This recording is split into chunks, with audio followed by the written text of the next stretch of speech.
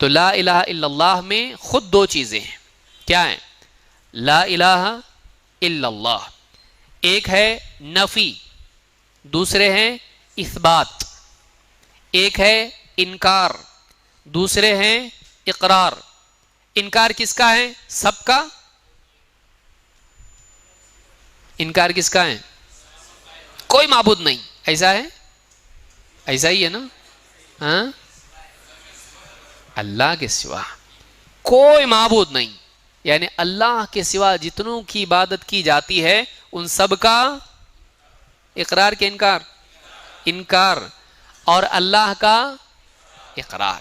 کس چیز کا؟ کہ اللہ معبود ہے. تو اللہ کے سوا جتنے ہیں وہ معبود نہیں. لا الہ میں ان کا انکار ہے، الا اللہ میں اللہ کا اقرار ہے. جیسے قرآن کریم میں اللہ تعالیٰ نے فرمایا فَمَن يَكْفُرْ بِالطَّاغُوتِ وَيُؤْمِن بِاللَّهِ فَقَدِ اسْتَمْسَكَ بِالْعُرْوَةِ الْوُثْقَى لَا انفصام لَهَا. جو طاغوت کا انکار کریں اور اللہ تعالیٰ پر ایمان لائے. تو انکار کس کا کر رہا ہے؟ سب کا کیا صرف طاغوت کا؟ طاغوت کس کو کہتے ہیں؟ جس کی اللہ کے سوا عبادت کی جائے اور وہ اس پر راضی ہو. جس کی اللہ کے سوا عبادت کی جائے اور وہ اس پر راضی ہو، اس کو کیا کہتے ہیں؟ طاغوت. تو جس نے کس کا انکار کیا؟ طاغوت کا. اور ایمان کس پہ لایا؟ اللہ پر. ایک میں ہے انکار کفر اور ایک میں ہے ایمان. طاغوت کا انکار، اللہ کا اقرار، یہ دونوں جمع کریں گے فقد استمسک بالعروۃ الوثقی لا انفصام لها. اس نے ایک مضبوط کڑا تھام لیا ہے جو کبھی ٹوٹنے والا نہیں. اس سورۃ البقرہ میں اللہ نے فرمایا. اسی طرح کہا والذین اجتنبوا الطاغوت ان یعبدوها وانابوا الی اللہ لهم البشری. والذین اجتنبوا الطاغوت ان یعبدوها، جو اس بات سے بچتے رہیں کہ طاغوت کی عبادت کریں. کس کی عبادت کریں؟ اس سے کیا کرتے رہیں؟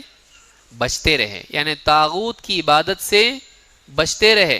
وَأَنَابُوا إِلَى اللَّهِ، اور اللہ کی طرف رجوع کیا، اللہ کی طرف پلٹے، یعنی اللہ کی عبادت کی طرف پلٹے.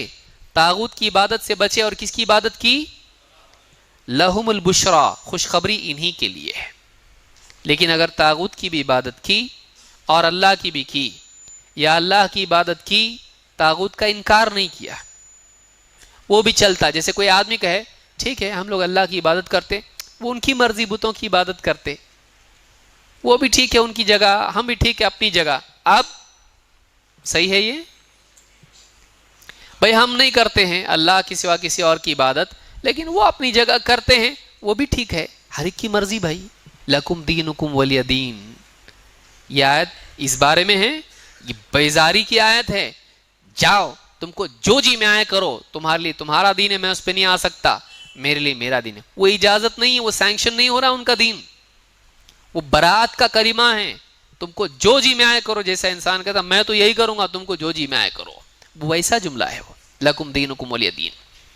تو کوئی آدمی اگر یہ کہتا ہے کہ دوسرے اگر اللہ کے سوا دوسروں کی عبادت کرتے ہیں، چلتا ہے. انکار کیا اس نے؟ کیا کہ نہیں کیا؟ نہیں کیا اس نے ان کا انکار. اس نے بولنا چاہیے تھا وہ جو کر رہے وہ صحیح نہیں ہے، اللہ کے سوا دوسروں کی عبادت صحیح نہیں ہے. جب تک کہ یہ نہیں مانتا ہے وہ مسلمان نہیں ہوتا ہے. جو آدمی یہ کہیں دوسرے جو بتوں کی عبادت کر رہے ہیں ان کی جگہ وہ صحیح ہے، اس کی جگہ یہ غلط ہے.